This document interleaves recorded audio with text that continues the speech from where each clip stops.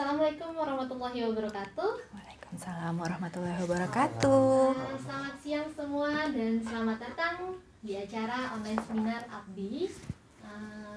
Bagaimana kabarnya Bapak dan Ibu sekalian?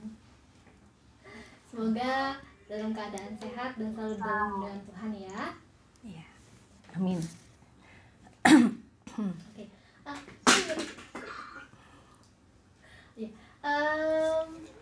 Izinkan saya memperkenalkan diri saya terlebih dahulu. Nama saya Cut Dini. Saya biasa dipanggil dengan sebutan Dini. Ya.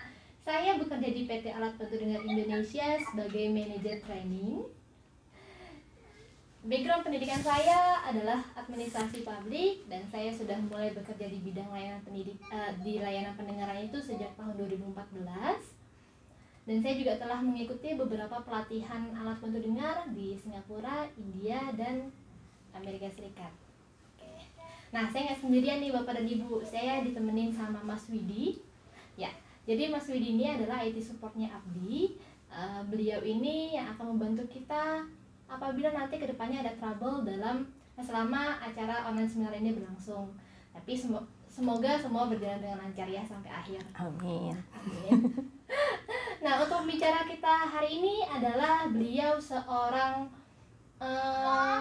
psikolog. Background pendidikan beliau adalah psikologi ya.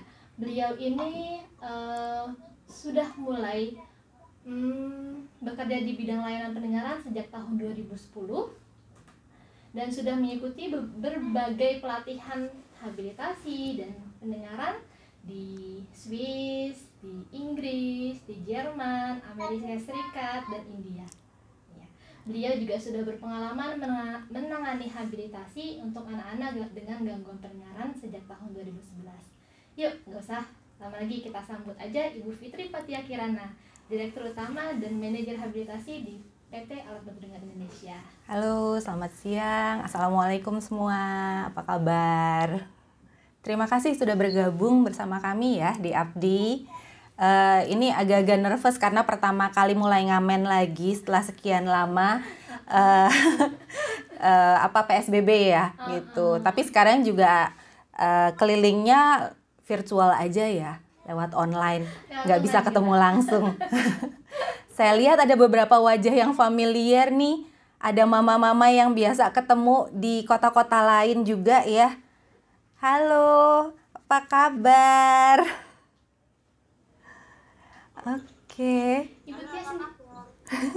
Halo Bu Suci, ada juga Bu Suci tadi saya lihat, ada Bu Agnes. Banyak teman lama. Banyak teman lama. Yang baru ketemu lagi. Udah lama gak ketemu ya Bu. Pak Agnes. Bu Tia, apa kabarnya hari ini Bu? Alhamdulillah baik. Mbak Dini gimana kabarnya? Alhamdulillah baik juga nih Bu. Jadi hari ini kita mau bahas apa nih Bu? Hari ini kita akan bahas tentang mengapa pendengaran yang baik sangat penting untuk kita. Ya, mungkin segitu baca langsung rasanya ya pastilah gitu. Semua orang juga ngerasa bahwa pendengaran yang baik itu penting gitu. Tapi apakah sikap kita di keseharian, perilaku kita sudah menunjukkan atau sudah sesuai dengan anggapan kita bahwa pendengaran yang baik itu sangat penting gitu. Karena seringkali orang menganggap pendengaran yang baik itu penting tapi perilakunya tidak menunjukkan seperti itu gitu. Atau tahu bahwa pendengaran itu penting, pendengaran yang baik itu penting, tapi pendengaran yang baik seperti apa sih gitu. Terus kalau misalnya ada masalah pendengaran atau gangguan pendengaran, dampaknya apa sih gitu. Nggak semua orang paham tentang itu. Jadi hari ini mudah-mudahan kita bisa share pengalaman ya gitu tentang yang terkait dengan pendengaran yang baik itu seperti apa, dampaknya bagaimana kalau ada masalah pendengaran gitu, dan apa yang harus kita lakukan gitu ya untuk mendapatkan pendengaran yang baik tersebut. Gitu. Jadi tambah penasaran nih ya, jadi nggak sabar pengen dengerin materi dari Bu Tia ini. Oke, tapi sebelumnya kita tadi pagi ya kayaknya saya minta tolong sama Mas Widi untuk share sama Mbak Sianti juga untuk share di grup jejak pendapat mengenai apa sih yang terpikir sama Bapak Ibu di sini gitu saat mendengar kata atau kalimat pendengaran yang baik itu sangat penting untuk kita gitu. Mungkin bisa ditampilin ya Mas Widi, hasilnya seperti apa sih supaya kita bisa dapat gambaran nih. Betul. Jadi kita pengen tahu dulu nih pendapat Ibu dan Bapak ini tentang pendengaran baik itu seperti apa sih ya? Udah muncul ya Bu ya. Iya sayang. Apa yang muncul di pikiran Anda saat mendengar pendengaran yang baik itu penting? Apa aja tuh? Yang paling besar katanya itu yang paling banyak Ya, diutarakan oleh pengisi survei. Jadi apa nih? komunikasi Bu pertama. Yang pertama Paling besar, komunikasi. betul. Oke. Yang berikutnya kayaknya dapat Komunikasi dua arah. berkomunikasi dua arah. Jadi memang pendengar itu sangat penting untuk komunikasi kita dua arah ya Bu ya. Oke, iya. Ada yang cuma jawab setuju. Setuju. Terus ada yang untuk berkomunikasi, gangguan pendengaran, komunikasi yang lancar, macam-macam ya. Betul. Ada yang bagaimana bisa mendengar, paham sesuatu yang disampaikan. Jadi memang rata-rata terkait dengan pendengaran ya semuanya. Oke, senang ya lihat seperti ini bahwa setidaknya sudah mulai banyak yang paham tentang pendengaran. Coba kita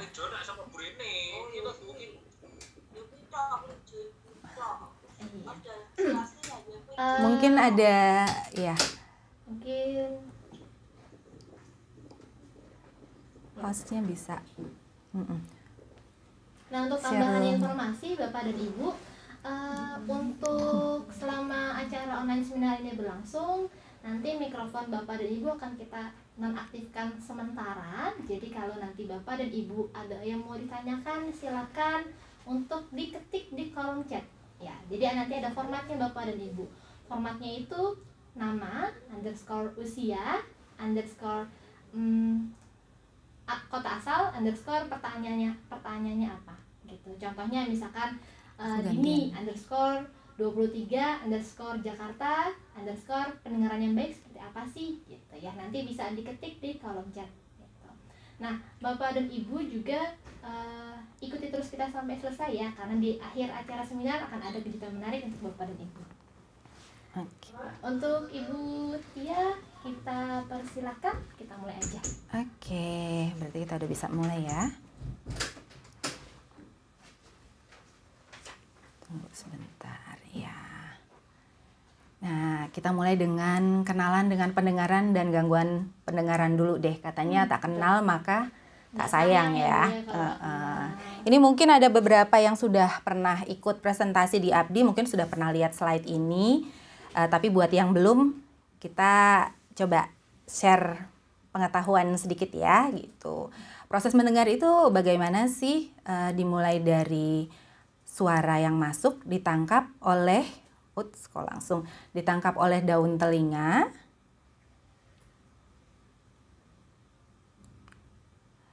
Di mana daun telinga kemudian mengarahkan suara menuju liang telinga. Nah, di ujung liang telinga itu ada yang namanya gendang telinga. Nah, saat suara masuk akan menggetarkan gendang telinga hingga saat gendang telinga bergetar, ada 3 tulang pendengaran yang melekat di balik gendang telinga itu. Nah, saat gendang telinga bergetar, tulang maleus, tulang pertama dari 3 tulang pendengaran yang melekat pada gendang telinga akan mulai bergetar. Kemudian disusul oleh tulang incus dan stapes yang saling terkait satu sama lain. Mereka juga ikut bergetar.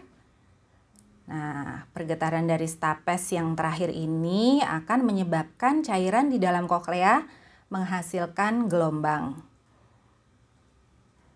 Saat cairan di dalam koklea menghasilkan gelombang akan menstimulus sel-sel rambut di dalam koklea dan menghasilkan stimulus listrik. Jadi gambar yang merah-merah kuning itu stimulus listrik ya. Dan stimulus listrik ini akan dihantarkan melalui saraf pendengaran menuju ke otak. Di mana di otak stimulus listrik ini akan diterjemahkan sebagai suara. Tentunya sebelumnya orang tersebut harus punya memori auditori namanya. Jadi apa ya, kayak simpanan filenya bahwa oh suara ini kalau polanya seperti ini tuh suara apa gitu. Misalnya kita tahu bahwa oh itu suara ketukan gitu ya. Jadi semua orang akan punya file itu kalau dia sudah pernah mendengar sebelumnya. Jadi cukup rumit juga ya Bu ya, Iya. pendengaran kita itu ya Bu ya. Iya, prosesnya cukup rumit ya.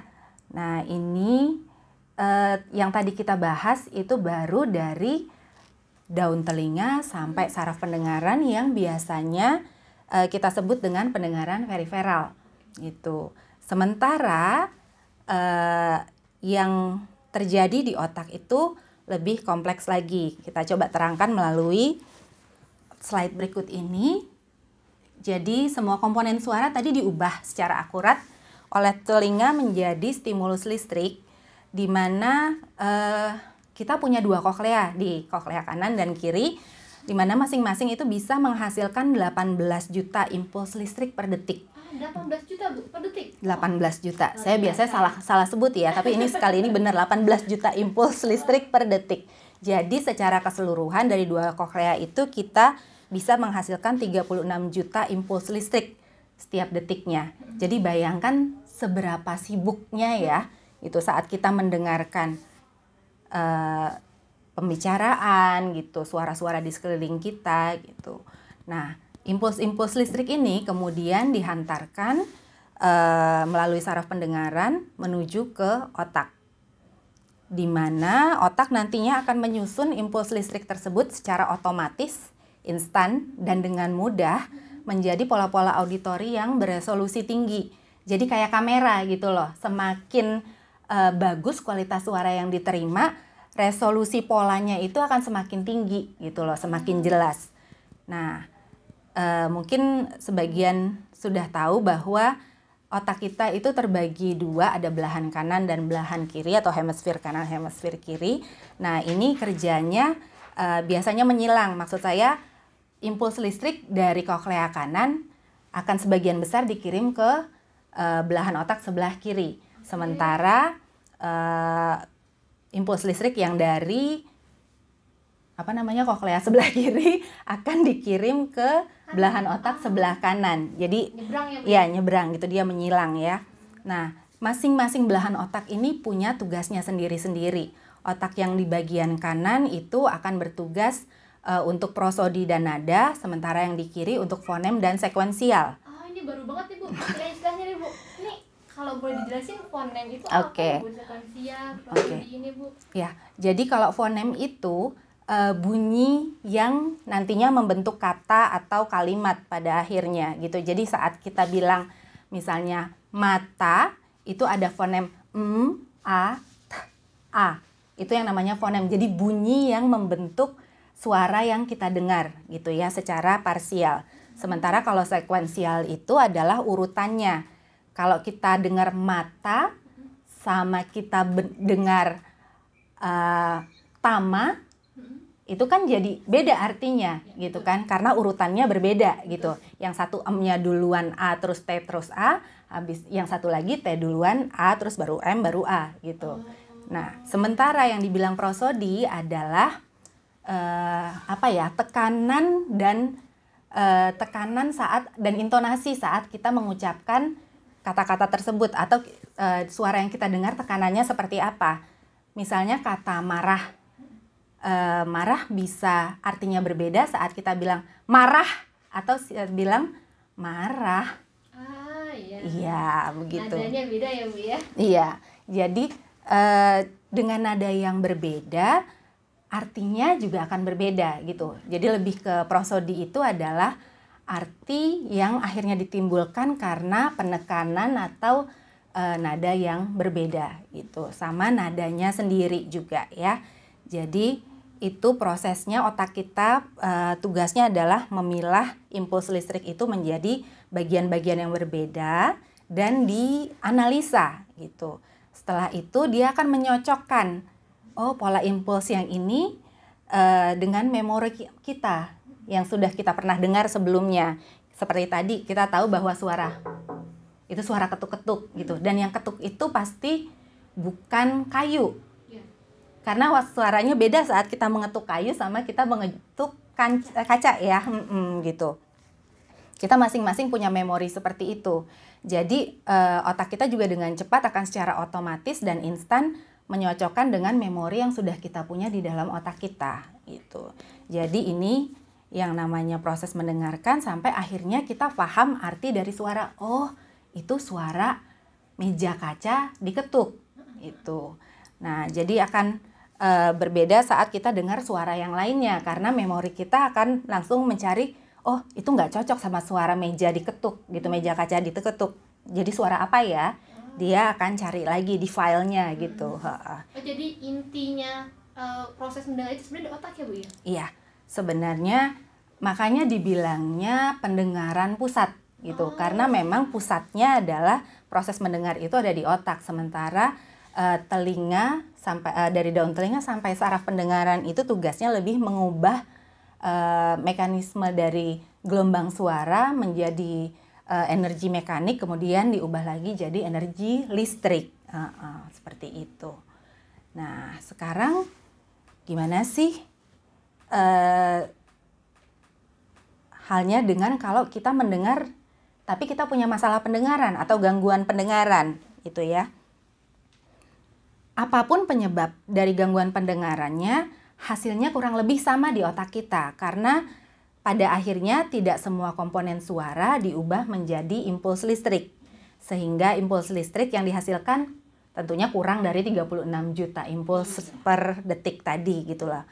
Otomatis walaupun sama, saraf pendengaran akan tetap menghantarkan impuls listrik ke otak. Ini prosesnya sama, hanya saja kerja otak jadi lebih lambat karena yang diproses tidak sesuai dengan kapasitasnya. Jadi lebih dikit. Iya, lebih sedikit. Hanya bisa menghasilkan pola auditorinya juga yang resolusinya rendah. Jadi kayak kita ngambil kalau orang punya masalah pendengaran itu atau gangguan pendengaran, seperti kita ngambil foto dengan kamera yang resolusinya masih rendah, agak ngeblur gitu. Nah, itu juga pola yang diterima sama otak kita seperti itu, tidak jelas jadinya gitu. Nah, di sini otomatis karena tidak jelas, otak pun memprosesnya jadi lebih lambat untuk memilah-milah, menyocokkan sama seperti tadi di bagi antara fonem, sekuensial, prosodi, nada, kemudian coba mencari, oh dari pola yang agak ngeblur ini yang cocok dengan yang mana ya gitu. Jadi prosesnya otomatis akan lebih lambat gitu karena resolusi yang diterima oleh si otak ini jadi lebih rendah karena adanya masalah pendengaran gitu. Nah, hasil akhirnya adalah si orang tersebut akan kesulitan untuk memahami atau sama sekali malah tidak memahami arti dari suara yang dia dengar gitu. Tapi sebenarnya didengar ya Bu ya? Dengar, bisa jadi dia tetap dengar suaranya, cuma dia tidak memahami karena tidak cukup jelas untuk dipahami, untuk dicari cocoknya sama pola apa nih ya gitu. Ini dulu saya pernah dengar suara ini tapi kok nggak cocok karena udah beda gitu loh. Jadi seperti kalau misalnya apa ya, misalnya dia sudah mulai kehilangan huruf jadi tidak jelas gitu, atau huruf teh jadi tidak jelas. Pas ada orang yang bilang mata, yang terdengar cuma aa. Nah, saat dia dengar aa apa ya? Jadi tidak punya arti kan gitu. Dia dengar tapi dia jadi tidak paham karena dia tidak punya artinya, nggak ketemu artinya apa gitu. Karena si sama tehnya itu hilang ya Bu ya? Iya, kurang lebih seperti itulah ya untuk memudahkan pemahamannya. Nah, selanjutnya ini kita coba lihat ya penyebab gangguan pendengaran. Apa aja sih yang bisa menyebabkan gangguan pendengaran? Jadi ada yang pasti akan dialami oleh semua orang adalah faktor usia. Iya, jadi ya pasti kita juga berpengalaman lihat orang-orang di sekitar kita gitu ya yang sudah lanjut usia, pendengarannya berkurang gitu. Ini karena disebabkan memang faktor usia atau yang sering disebut dengan presbikusis ya. Kemudian ada juga yang mengalami gangguan pendengaran karena paparan bising. Jadi mungkin bekerja di tempat yang bising seperti di pabrik, jadi ada suara mesin terus-menerus gitu ya, itu juga bisa menyebabkan gangguan pendengaran. Jadi gitu. kalau untuk beberapa orang yang kerja di pabrik itu seperti apa ya Bu? Mungkin ada tipsnya Bu? Iya, seharusnya ada perlindungan ya, karena perlindungan untuk telinganya gitu. Setahu saya di K3 untuk perlindungan keselamatan kerja itu udah ada peraturannya. Seharusnya pekerja yang bekerja di area yang bising harus menggunakan perlindungan untuk pendengarannya atau seperti ear muff atau ear mold gitu ya. Nah, kemudian penyebab gangguan pendengaran lainnya adalah akibat trauma. Trauma ini maksudnya benturan di bagian kepala yang bisa mengakibatkan gangguan pendengaran. Kemudian juga bisa diakibatkan oleh atau disebabkan oleh virus atau penyakit karena genetik, keturunan, atau karena efek samping dari obat-obatan yang memang bersifat ototoksik. Ototoksik itu apa ya Bu? Ototoksik itu jadi obat-obatan yang memang efek sampingnya merusak saraf-saraf pendengaran gitu ya. Jadi itu yang disebut dengan ototoksik. Gitu. Ada juga penyakit-penyakit yang memang beresiko untuk menimbulkan gangguan pendengaran seperti hipertensi, terus sakit jantung, gitu. Ada beberapa. Mungkin kalau browsing itu akan ketemu ya penyakit-penyakit yang memang dapat mengakibatkan gangguan pendengaran. Sementara obat-obatan yang bersifat ototoksik itu misalnya ada beberapa jenis antibiotik gitu, itu juga ya itu bukan area saya, jadi mungkin yang akan lebih menguasai tenaga medis ya untuk itu gitu. Nah, kan tadi Ibu udah sebutin beberapa nih Bu nih penyebabnya nih. Nah, dari beberapa penyebab itu kan yang pasti akan kita alami kan faktor usia nih Bu. Iya, betul. Nah, itu gimana ya Bu? Maksudnya? Nah, ini nanti kita coba lihat ya penjelasannya. Cuma sebelumnya kita udah sempat, kita mau polling ya sebentar. Nanti Mas Widi akan bantu untuk kasih pertanyaan. Ini udah tampil di layar. Ada 2 pertanyaan. Yang pertama adalah, menurut Anda, kapan umumnya seseorang mulai mengalami masalah pendengaran karena bertambahnya usia? Jadi Bapak Ibu bisa pilih di sini, ada pilihan di atas 70 tahun, di atas 50 tahun, di atas 40 tahun, tinggal diklik saja jawaban yang menurut Bapak dan Ibu benar. Nah, kemudian diklik tulisan submit di bawahnya. Nanti kita bisa lihat ya.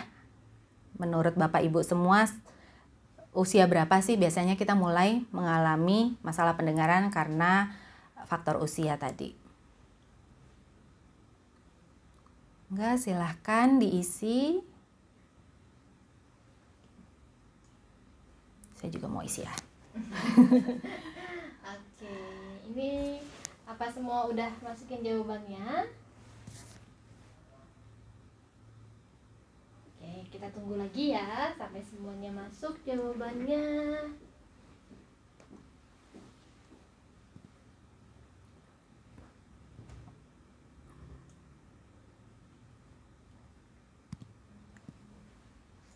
Ini lebih cenderung kita mau tahu aja sih teman-teman atau Bapak Ibu di sini berdasarkan pengamatan berapa sih usia yang umumnya mulai punya masalah pendengaran ya gitu. Udah mulai turun pendengarannya gitu ya. Iya, betul. Oke. Mungkin sudah ya semuanya sudah memasukkan jawabannya. Jadi coba kita lihat hasilnya. Mas Widi tolong ditampilkan hasilnya Mas. Oke, hasilnya udah keluar nih Bu. Jadi berdasarkan hasil jejak pendapat yang sudah diisi sama Bapak dan Ibu sekalian, sebagian besar itu berpendapat bahwa umumnya seseorang mulai mengalami masalah pendengaran itu pada usia 50 tahun Bu. Oke, di atas 50 tahun ya. 55% jawab di atas 50 tahun. 70 yang di atas 70 tahun 27%, yang di atas 40 tahun 18%. Oke, sekarang kita ke pertanyaan kedua. Ya. Pertanyaan keduanya, Mas Widi. Ya, sudah muncul ya. Jadi untuk pertanyaan keduanya adalah, menurut Bapak dan Ibu, kapan biasanya seseorang merasa mengalami masalah pendengaran? Yang pertama, saat suara-suara di sekitarnya mulai terdengar lebih kecil atau lemah. Yang kedua, pilihan kedua itu saat mulai kesulitan mendengar dan memahami kata-kata dari lawan bicara. Dan yang ketiga, saat tidak bisa mendengar sama sekali. Silakan pilih salah satunya. Tidak ada salah dan tidak ada yang benar. Kita hanya minta pendapat Bapak dan Ibu sekalian saja. Saya sudah jawab. Saya belum jawab. Saya sudah jawab juga. Oke. Kita tunggu yang lain ya Bu ya. Iya. Yang masih mungkin lagi proses menjawab. Oke.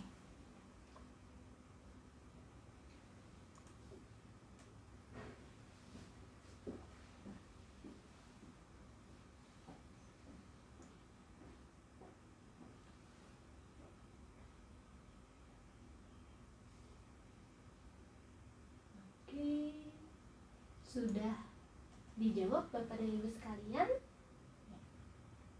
Kalau sudah, kita minta Mas Widi untuk tampilkan jawabannya ya, hasilnya. Mas Widi, minta tolong. Nah, hasilnya udah keluar nih Bu Tia. Nah, untuk berdasarkan jejak pendapat yang kedua ini, mayoritas memilih yang pilihan kedua Bu, itu 56%. 56% ya. Ya, jadi menurut Bapak dan Ibu sekalian ini, biasanya seseorang mulai merasa mengalami masalah pendengaran adalah saat mulai kesulitan mendengar dan memahami kata-kata dari lawan bicaranya. Oke. Dan yang paling kecil adalah 2% Bu, itu saat tidak bisa mendengar sama sekali. Oke. Iya. Nah, yang pertanyaan pilihan pertama 44% ya jadinya ya. Oke. yang pertama 44%. Ya. Kita simpen dulu ya, Bu ya, kita simpan jawabannya dulu. ya. Nanti kita bahas lagi Bapak dan Ibu sekalian. Oke. Nah, kita lanjut ke materinya. Sorry, ini tadi pertanyaan yang sudah Bapak Ibu jawab, saya skip saja. Nah, kita akan bahas ini. Kemampuan pendengaran manusia itu seperti apa sih sebenarnya? Pada dasarnya manusia kan bisa mendengar dari 20 Hz sampai 20.000 Hz atau 20 kHz. Sementara dari segi kekerasannya itu dari 0 desibel sampai 120 desibel. Jadi bisa dilihat di layar ini bisa dibilang kecuali 2 baris paling atas ya, ini area yang seharusnya jadi kapasitas pendengaran kita secara utuh.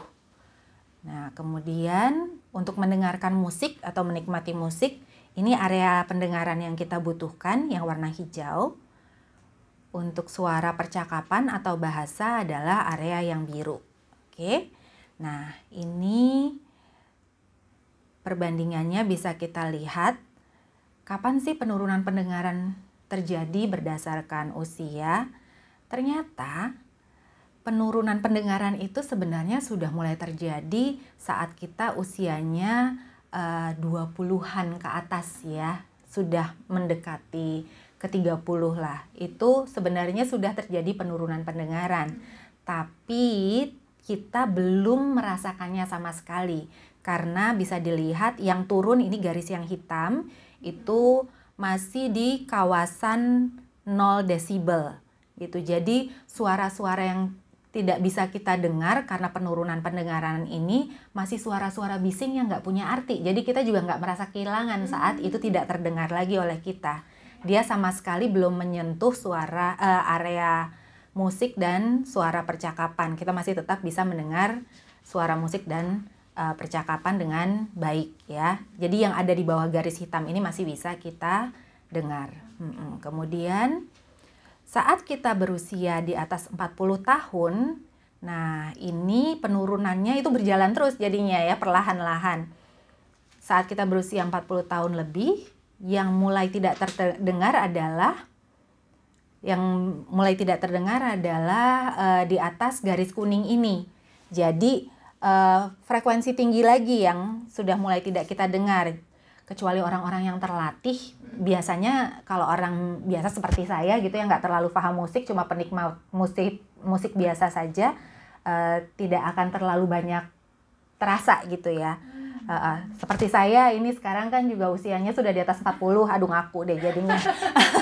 Jadi saya sih nggak merasa ada kurang ya kalau untuk mendengarkan musik, tapi untuk hal lain iya gitu. Kebetulan saya punya kebiasaan yang mungkin agak aneh. Saya suka mendengarkan jarum detik di jam tangan dari dulu, karena saya dari SD, karena saya dapat hadiah jam tangan klasik dari kakek saya. Jadi hobi saya ngedengerin detiknya. Itu kebiasaan itu terus berlanjut sampai saat ini, sampai tua gitu ya, udah mulai tua. Udah mulai tua. Nah, saya menyadari bahwa setelah umur saya di atas 30-an lebih, terutama setelah melahirkan, saya udah nggak bisa lagi dengar suara detik itu di telinga kiri. Tapi di telinga kanan masih bisa gitu. Jadi itu ya, mungkin sekedar sharing aja sih gitu, curcol. Nah, ini kalau di atas 60 tahun, dia sudah penurunan pendengarannya sudah mempengaruhi area suara percakapan. Jadi ada bagian yang biru di atas, biru dan hijau di atas garis orange ini sudah tidak terdengar. Ini biasanya konsonan yang kita mulai kehilangan kejelasannya itu sama T, F, S, dan T. Itu yang kita kesulitan untuk dengar. Jadi udah mulai nggak jelas tuh. Nah, kemudian saat usia kita 90 tahun ke atas, semakin banyak lagi area percakapan yang tidak bisa kita dengar. Ini kalau nggak salah udah mulai kehilangan bunyi G, G, P, sama C gitu. Ya. Ini juga ngaku-ngaku sedikit ya. Tadi pagi anak saya cerita sama saya, kebetulan saya lagi dengerin musik sambil sarapan, kemudian tiba-tiba dia datang, "Ma, iya nanti jangan lupa ya Hanen, aku mau gini." Hah, Hanen? Apaan tuh dek Hanen? Hari Senin, Ma. Jadi yang ketangkep sama saya cuma Hanen gitu loh. Ada bagian yang hilang. Saya sampai yang alat bantu dengar saya mana alat bantu dengar saya. Oke, maaf ibu bapak sekalian, saya mesti kasih unjuk bahwa saya sudah mulai pakai alat bantu dengar saat ini, walaupun lebih gunanya unsur hiburan, lebih seperti headset. Tapi saya sudah mulai mengalami penurunan pendengaran. Mbak Dini yang periksa saya 30 desibel 30 di desibel. 1000. Di 1000, di yang frekuensi tinggi sama frekuensi rendahnya masih normal. Oke. Jadi begitulah kondisi saya saat ini. Baik, sedikit pengakuan sedikit ya. Jadi bisa dibilang penurunan pendengaran itu memang bisa dibilang tidak bisa dielakkan kalau yang berdasarkan faktor usia atau ya penyakit karena harus minum obat dan lain sebagainya. Tapi ada hal-hal yang setidaknya bisa kita lakukan untuk memperkecil peluang untuk terjadinya penurunan pendengaran atau gangguan pendengaran itu. Nah, ini hal yang agak saya prihatinkan. Masalah pendengaran itu cenderung diabaikan. Itu kebanyakan orang menganggap nggak masalah lah, it's okay, atau sudah sekian tahun baru dicarikan solusinya. Kenapa sih seperti itu gitu ya? Ini saya mau coba jelaskan gitu. Ini ada kaitannya dengan perkembangan kemampuan pendengaran pusat kita, di mana sebenarnya kita sudah mulai bisa mendengar saat kita masih di kandungan. Umur 7-8 bulan itu kita sudah mulai bisa mendengar. Dan kemampuan mendengar kita itu meningkat secara pesat di golden years ya, di periode emas umur 0 dari lahir sampai sekitar 3 tahun gitu. Itu kita perkembangannya meningkat pesat, tapi tidak didukung dengan kognisi, karena kemampuan kognisi kita atau kemampuan berpikir kita masih sangat rendah. Jadi makanya bisa kita lihat kalau anak-anak itu suka umur 2 tahun, 3 tahun, 4 tahun tuh paling jago niru. Dengar sebentar udah langsung bisa niruin gitu loh. Tapi belum tentu ngerti artinya apa. Ya itu dia, kemampuan pendengaran pusatnya meningkat secara pesat, tapi kemampuan kognitifnya masih terbatas. Nah, iya belum paham apa yang dia dengar ya. Kemudian perkembangan ini terus meningkat sampai ke usia 25 ke atas, ke akhir ya, baru mulai mengalami penurunan secara bertahap. Ini untuk pendengaran normal. Sementara untuk yang mengalami gangguan pendengaran atau masalah pendengaran, dia akan menurun lebih drastis gitu. Jadi alangkah baiknya kalau ada faktor-faktor yang bisa kita cegah untuk tidak terjadinya atau mencegah terjadinya masalah pendengaran gitu. Nah, kenapa kita sering mengabaikan masalah pendengaran yang timbul di diri kita? Itu seringkali karena kemampuan kosakata kita seiring waktu itu akan bertambah tinggi atau bertambah baik gitu ya. Jadi kayak tadi saya bilang anak umur 2-3 tahun cepet niruin tapi dia nggak paham artinya. Tapi semakin besar dia semakin tahu, oh ini artinya ini, itu artinya ini. Dan kosakatanya akan semakin berkembang, bertambah gitu. Bertambah usia, banyak buku yang kita baca, banyak yang kita dengar gitu. Banyak komunikasi dengan orang lain, kosakata kita akan melesat dengan tingginya gitu. Nah, ini yang kadang menutupi kondisi bahwa kita sebenarnya punya masalah pendengaran. Jadi saat kita tidak mendengar bagian-bagian kecil dari ucapan orang lain, kita masih bisa menutupi kompensasi dengan secara otomatis otak kita memperkirakan, mungkin ini kali ya kira-kira gitu, tergantung sama konteksnya gitu. Kayak kemarin kita lagi main-main tebak-tebakan kata ya, saya sama Mbak Dini. Saya nulis apa Mbak Dini kemarin? Dini, Agi, Unggu, Aar. Di depan Aar. Iya. Saya tuh nggak ngerti maksudnya apa gitu loh, karena konteksnya nggak tahu gitu. Padahal yang saya mau tulis itu sebenarnya Dini lagi nunggu pacar di depan pagar gitu. Saya lagi mensimulasikan kalau orang sudah mulai kehilangan atau tidak mendengar huruf P dan G dan C gitu ya. Satu kalimat itu bisa jadi sulit buat dia mengerti. Tapi kalau tahu konteksnya mungkin masih bisa nebak-nebak. Nah, itu salah satu alasan mungkin kenapa seseorang sudah mengalami gangguan pendengaran, tapi dia tidak terlalu menyadari atau tidak merasa terganggu karena masih bisa dikompensasi, ditutupi sama kemampuan dia menebak kata. Ngira-ngira. Iya, gitu ya, betul. Itu sekali itu. Tapi kenapa ya Bu ya, kalau misalkan nih kalau kita ngelihat itu udah mulai agak burem-burem gitu Bu ya, nggak jelas, kita langsung nyari kacamata atau kita ke dokter mata. Tapi kalau periksa kita ya. kurang pendengaran, kita nggak lebih aware gitu. Iya, itu dia tadi, karena kalau yang namanya mata cepet gitu loh disadarinya. Burem nggak bisa baca, sekolah jadi keganggu gitu kan, mau nonton juga nggak jelas, cepet gitu pengaruhnya. Sementara kalau pendengaran itu memang agak tricky ya gitu. Kalau misalnya kurang-kurang sedikit kita bisa nebak-nebak, oh kira-kira ini nih gitu. Atau nanya lagi sama orangnya, apa-apa tadi gitu kan. Jadi kita nggak ngerasa ada urgensinya untuk buru-buru cari solusi. Padahal konsekuensinya itu panjang jadinya ya gitu. Nah, ini ada garis hijau tambahan di depan. Itu lebih cenderung saya mau cerita bahwa belakangan ini sudah mulai ada beberapa penelitian yang berusaha dari para ilmuwan berusaha untuk gimana sih caranya supaya kemampuan pendengaran pusat kita itu bisa tetap stabil di level optimal gitu loh. Jadi harapan hidup orang sekarang kan lebih tinggi ya gitu karena fasilitas kesehatan dan lain sebagainya gitu loh. Orang juga mengharapkan selama sisa usianya tetap bisa fit, sehat gitu dan berperan dalam kehidupan gitu. Makanya gitu ya. Iya, betul. Nah, yang kita nggak sadari itu loh bahwa masalah pendengaran itu jadi salah satu penyebab utama terjadinya penurunan kognitif. Nah, dampak gangguan pendengaran itu sendiri apa aja sih ya? Saat kita mengalami penurunan pendengaran, otomatis tadi yang seperti sudah kita bicarakan di depan, resolusi suara yang ditangkap sama otak itu akan berkurang. Gambarnya jadi blur, polanya jadi blur.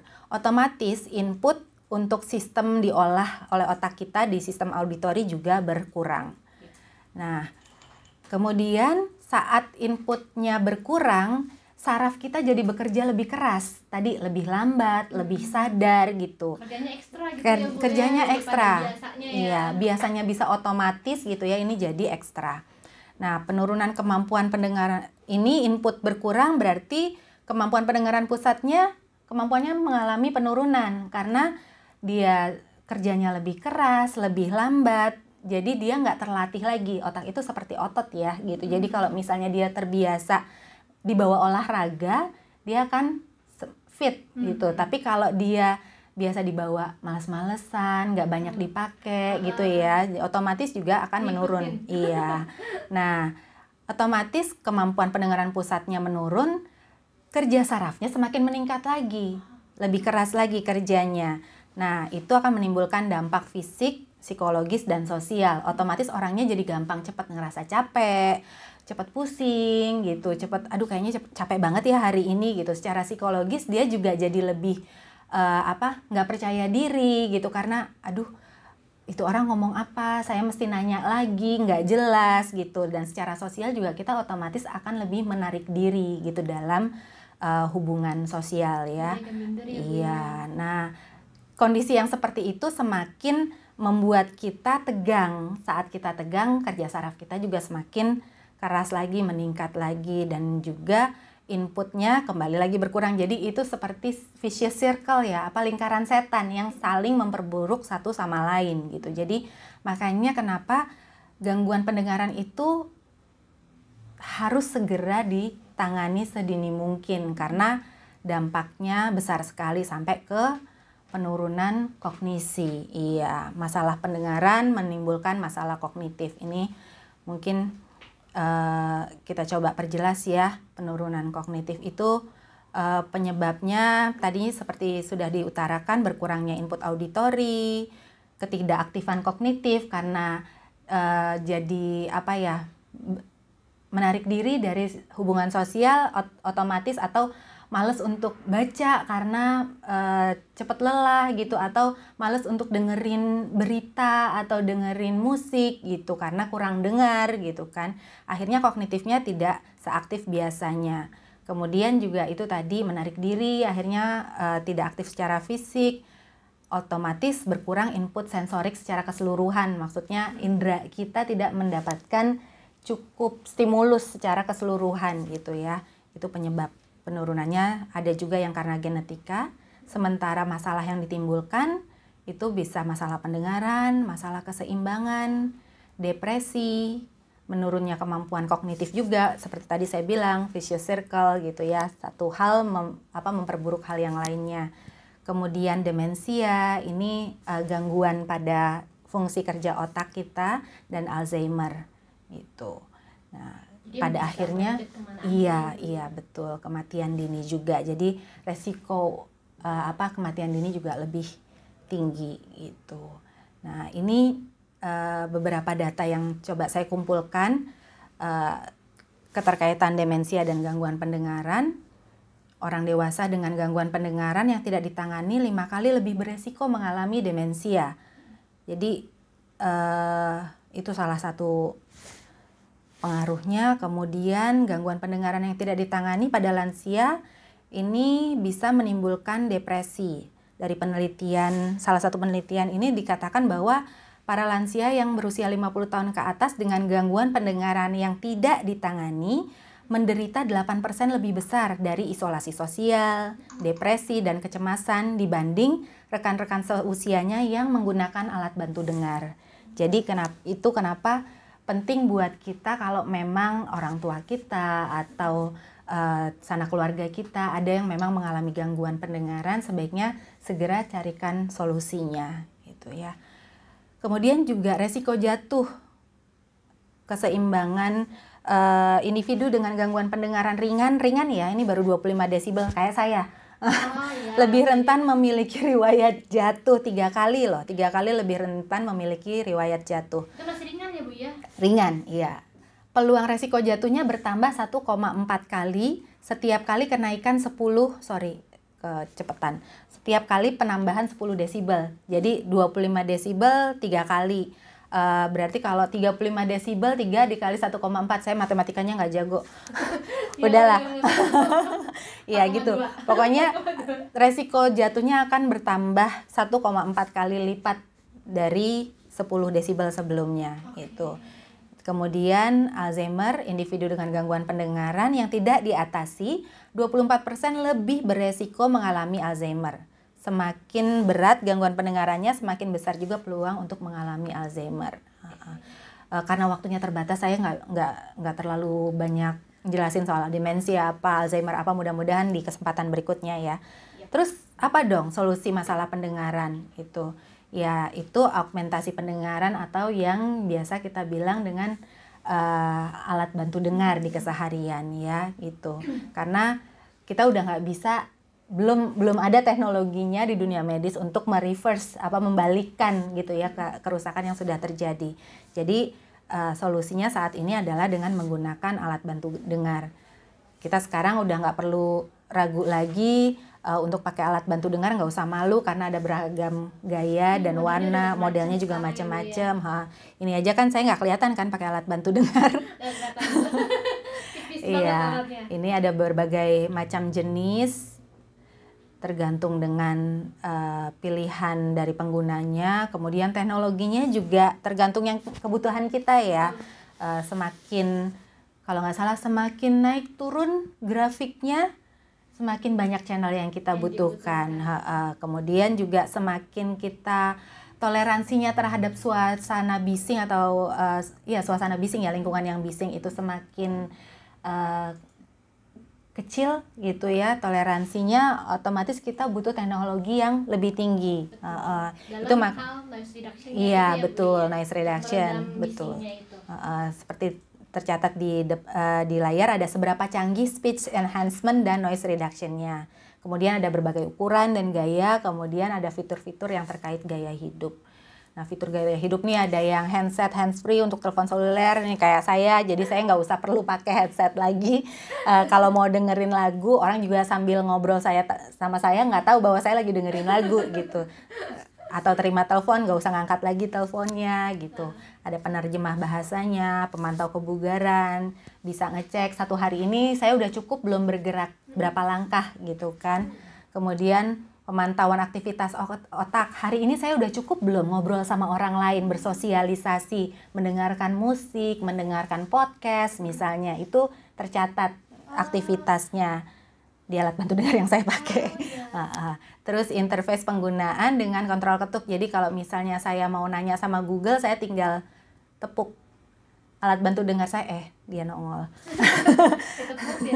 Dia nongol, langsung nanyain what can I help you gitu kan, ya seperti itu. Kemudian deteksi dan peringatan jatuh. Jadi seperti dibilang tadi, orang dengan gangguan pendengaran resiko jatuhnya lebih tinggi kalau tidak ditangani gitu ya. Jadi untuk menjaga kemungkinan itu, di alat bantu dengar yang canggih sekarang sudah ada deteksi jatuhnya. Kalau misalnya, mudah-mudahan nggak kejadian, saya jatuh gitu, alat bantu dengar saya akan kirim sinyal atau berupa SMS ke 3 nomor orang terdekat yang sudah saya daftarkan itu. Jadi kalau misalnya itu orang yang jatuh atau alatnya yang jatuh, Bu? Orangnya yang jatuh.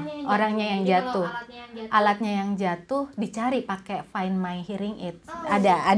Ada fiturnya sendiri gitu. Kalau alatnya ngilang, nyelip di mana, bisa nyari pakai fitur yang lain. Ada fiturnya sendiri. Oke, jadi itu. Terus apa yang harus kita lakukan? Kita harus melakukan rehabilitasi pendengaran dan kognitif gitu setelah kita mendapatkan solusinya. Karena yang namanya alat bantu dengar itu bukan kayak kacamata. Kalau kacamata kita pakai langsung jadi jelas. Kalau alat bantu dengar itu prosesnya panjang, karena itu dia yang lebih terpengaruh kan otak kita gitu loh. Sudah ada rekaman atau memori yang berubah di dalam otak kita. Itu otomatis dia mesti belajar lagi dari awal dengan suara-suara baru yang dihasilkan dari alat bantu dengarnya. Iya, makanya penting untuk menggunakan alat bantu dengar dengan konsisten dan secara bertahap gitu. Maksudnya mungkin ada orang yang nggak langsung bisa seharian penuh pakai alat bantu dengar. Ya bertahap, kalau hari ini sudah bisa 1 jam, 2 jam, besok jangan sampai setengah jam. Besok harus lebih lagi gitu ya, jangan sampai turun gitu ya. Kemudian latihan mendengar dimulai dari suasana atau situasi yang tenang dulu. Baru nanti secara bertahap kita ke situasi-situasi yang lebih menantang itu. Kemudian latihan dengan mendengarkan musik, terutama musik klasik itu ya. Mendengarkan musik itu sangat bermanfaat untuk merehabilitasi pendengaran pusat kita. Musik klasik itu punya kelebihan karena dia range frekuensinya sangat luas. Jadi dia ya lebih kaya ya gitu, dan lebih kaya frekuensinya, jenis-jenis nadanya, macam-macam alat musiknya gitu. Jadi akan lebih memperkaya, rangsangannya itu lebih penuh gitu untuk otak kita, untuk pendengaran pusat kita. Kalau misalnya nggak suka musik klasik, pakai musik yang lain juga boleh. Bukan berarti nggak boleh dengerin musik yang lain. Kemudian latihan membaca dengan suara yang keras, karena dengan membaca dengan suara yang keras kita mencoba menyamakan antara apa yang kita dengar, yang kita suarakan, dan yang kita dengar, dan apa yang kita baca. Jadi yang main 3 inderanya di sini setidaknya ya gitu. Kemudian latihan-latihan mendengar lainnya, dan yang terakhir tapi tidak kalah penting adalah menjaga sisa pendengaran. Jadi kalau misalnya kita masih punya sisa pendengaran, ya dijagalah, diprotek ya gitu. Walaupun kita sudah pakai alat bantu dengar, itu bukan berarti kita terus menganiaya pendengaran kita gitu. Kita udah pakai alat bantu dengar ini gitu, terserah aja. Jadi nggak bisa begitu juga.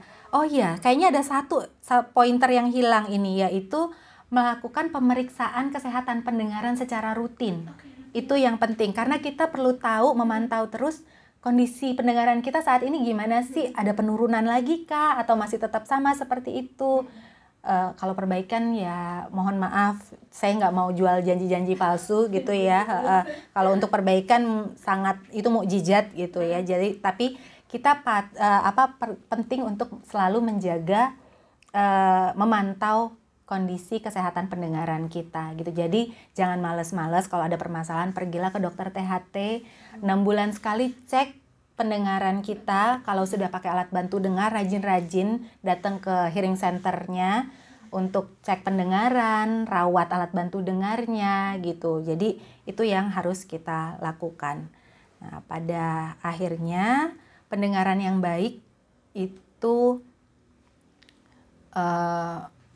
membangun perlindungan kognitif yang berarti memperkuat jejaring otak sehingga dapat terus berfungsi di kemudian hari. Jadi dengan kita sedini mungkin mencari solusi untuk gangguan pendengaran kita, sebenarnya kita melindungi otak kita untuk bisa berfungsi dengan baik lebih lama gitu. Pada intinya itu sih. Makanya kenapa kita ambil tema hari ini, mengapa pendengaran yang baik itu sangat penting. Itu dia. Ya, memang sangat penting Sangat sekali penting. ya Bu ya, pendengaran ini apalagi buat keseharian ya Bu. Iya, betul Kalau sekali. kita nggak bisa dengar, ya untuk komunikasinya pasti kan akan bermasalah juga. Iya, betul. Oke, terima kasih dari saya. Sekian presentasi dari saya. Kalau misalnya ada pertanyaan, saya belum sempat lihat. Udah ada yang masuk. Oh, udah ada yang. Ibu terima kasih ya buat Terima kasih juga. Iya. Tadi cukup jelas sekali Wah. Bu. Nah, ini udah ada beberapa Pertanyaannya banyak. Sudah mulai banyak. Coba kita lihat dulu. Ini sudah jamnya jam berapa ya? Sudah jam 3:05. Mungkin kita coba pilih 1 atau 2 pertanyaan dulu ya. Nanti pertanyaan yang lain akan kita coba jawab melalui sosial media Abdi ya. Di sosial media kita ada di YouTube, Twitter, Facebook, sama Instagram. Jadi Bapak dan Ibu sekalian pantengin terus sosial media kita. Iya, jadi nanti jangan khawatir yang sudah memberikan pertanyaan, kita akan usahakan menjawab ya. Nanti kita akan pilih satu persatu, mudah-mudahan semua pertanyaan yang masuk bisa terjawab. Oke. Pertanyaannya yang mana duluan nih Mbak Dini yang kita mau jawab? Ada pertanyaan satu ini dari Pak Rizky Bu di Oke. Ciledug. Ya. Jadi pertanyaannya adalah saya ingin bertanya, apabila memiliki masalah pendengaran sejak lahir, apakah bisa memakai tindakan operasi di rumah sakit atau harus pakai ABD Bu? Oke. Dari lahir. Dari lahir. Tapi saya mesti tanya balik lagi nih. Sejak lahir mengalami masalah pendengaran, sisa pendengarannya berapa ya? Gitu, tingkat gangguan pendengarannya, karena itu nanti kita nggak bisa sama ratakan gitu loh. Gangguan pendengaran tiap orang akan berbeda-beda. Saya nggak bisa nebak-nebak Mas Rizky ya, masih 27 tahun, saya manggilnya Mas dong, nggak boleh Pak. Mas Rizky ini masalah pendengarannya atau gangguan pendengarannya sudah di derajat yang mana? Apakah ringan, sedang, berat atau sangat berat itu? Apakah masih, kalau memang tarafnya masih bisa terbantu dengan alat bantu dengar, mungkin kita akan rekomendasikan alat bantu dengar. Tapi ya jadi begini ya, ada pertanyaan-pertanyaan yang harus kita jawab dengan data yang cukup lengkap. Kita nggak bisa sekedar begitu saja menjawab gitu dan menyamaratakan kasusnya. Mungkin nanti kita akan kontak-kontakan sama Mas Rizky ya. Atau Mas Rizkynya masih ada nggak? Masih. Oh masih. Mungkin nanti kita akan tanya lebih lanjut sama Mas Rizky mengenai gangguan pendengarannya ini sudah seberat apa gitu ya. Baru nanti kita bisa kasih rekomendasi mengenai tindakan yang sebaiknya diambil gitu.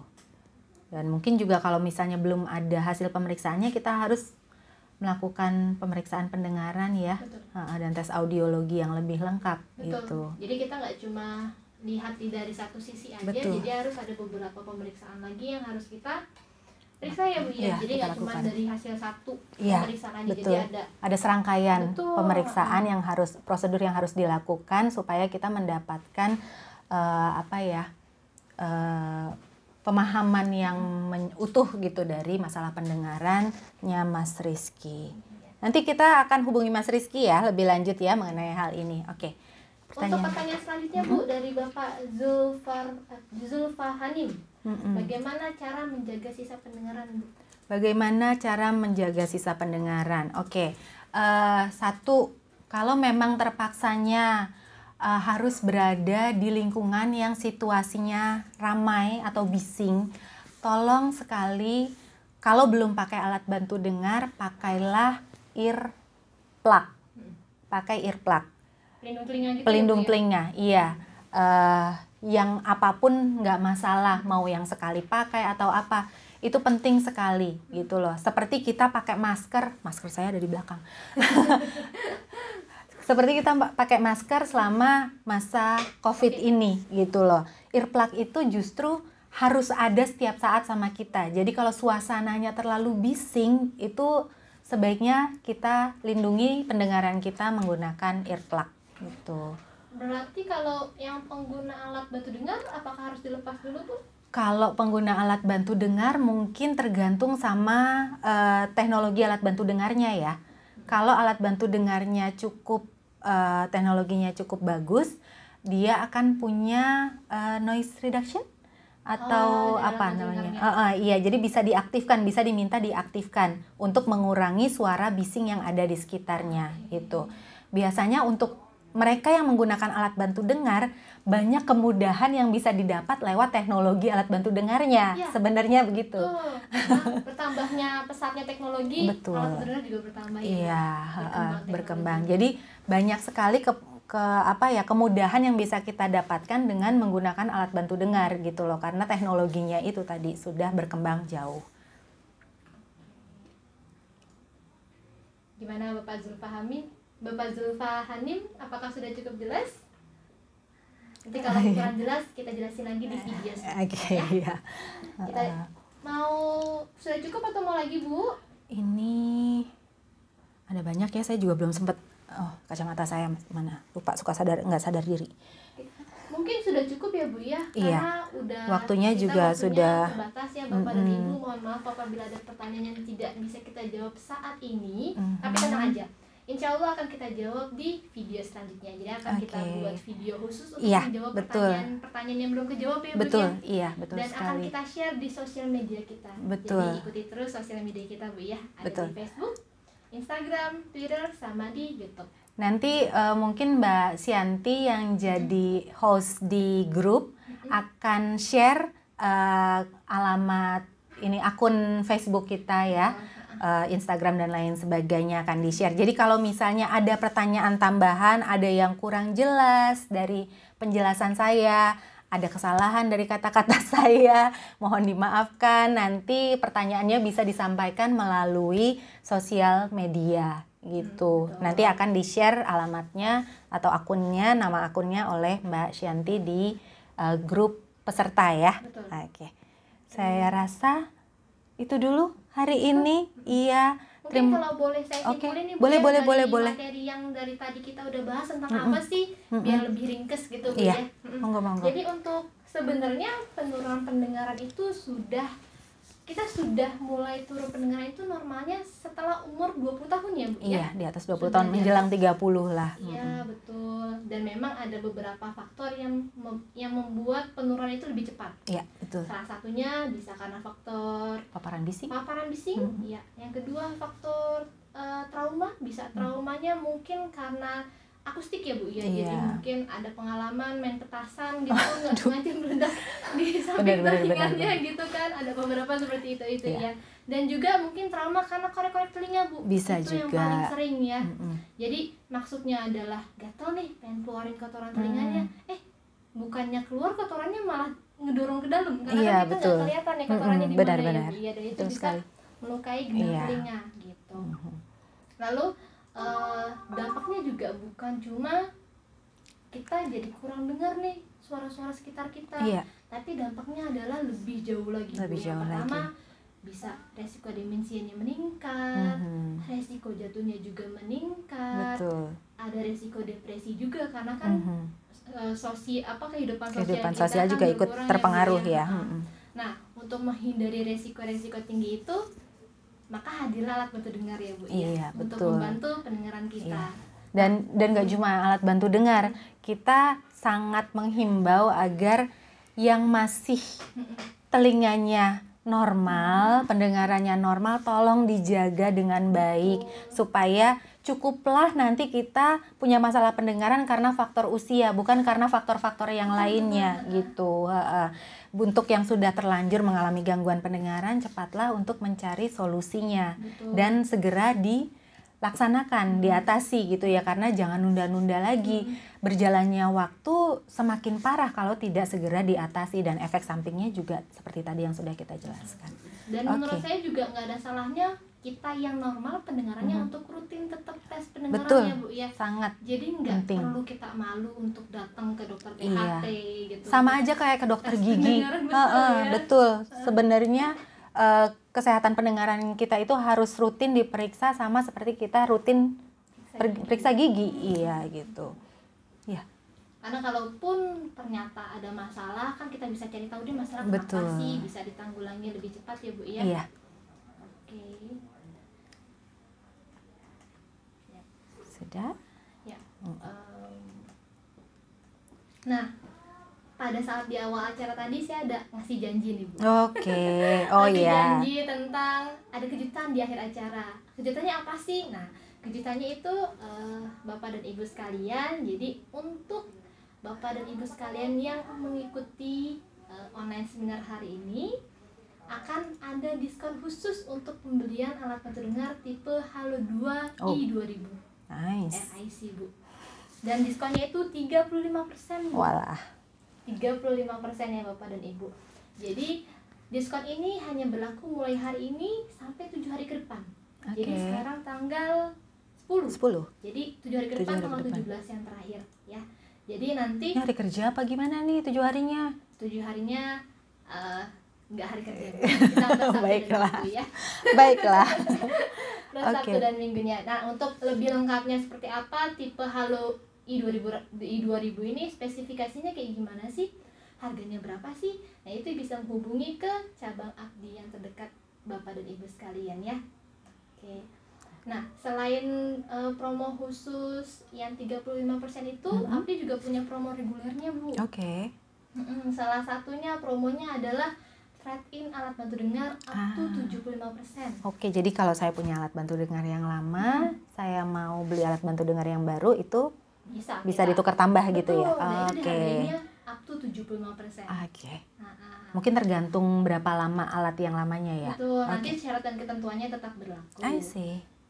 Lalu ada juga potongan BPJS Bu, ya senilai 1 juta Bapak dan Ibu sekalian cukup menunjukkan kartu BPJS-nya saja. Baik. Menarik. Oke. Selanjutnya juga ada promo home visit. Jika Bapak dan Ibu sekalian berhalangan hadir untuk ke kantor kita, Bapak dan Ibu bisa telepon ke kantor kita untuk dilakukan visit ke rumah. Nah, itu syarat dan ketentuannya juga akan berlaku. Iya, mungkin bisa telepon ke call center kita, nanti akan dijelaskan lebih lanjut ya. Iya, betul Bapak Ibu. Iya. Oke. Dan sampailah kita nih Bu pada akhir acara. Baik. Jadi terima kasih banyak Bu Terima Tia kasih atas banyak penjelasannya. semua yang sudah meluangkan Bapak dan waktu Ibu. ya. Terima kasih, mudah-mudahan penjelasannya tadi cukup membantu, dan jangan kapok kalau nanti Abdi mengadakan webinar lagi atau seminar online lagi, gabung lagi, dan jangan khawatir nanti untuk yang belum terjawab pertanyaannya akan kita jawab di sosial media. Oke, terima kasih banyak untuk waktunya. Jangan lupa nanti follow ya, Ya, follow. sosial media kita. Kalau Subscribe. di Instagramnya itu ada @pt_abdi. Oke. Dan subscribe di YouTube kita di di Alat Bantu Dengar Indonesia. Aduh, saya lupa tuh. Nanti Mbak Santi tolong share ya. Iya, Oke. nanti akan Iya. share di grup. Oh ya, Bapak tuh, dan Ibu. udah ditampilin sama Mas Widi. Oh, Oke, ya. thank you Mas Widi. Iya. Oke. Jadi terima kasih banyak Bapak dan Ibu yang sudah berpartisipasi hari ini. Terima kasih. Apabila ada kesalahan dalam ucapan dan kehilafan, mohon maaf. Mohon maaf. Sampai ketemu di lain kesempatan. Semoga Bapak dan Ibu sekalian sehat selalu. Ya. Sampai ketemu lagi. Selamat sore.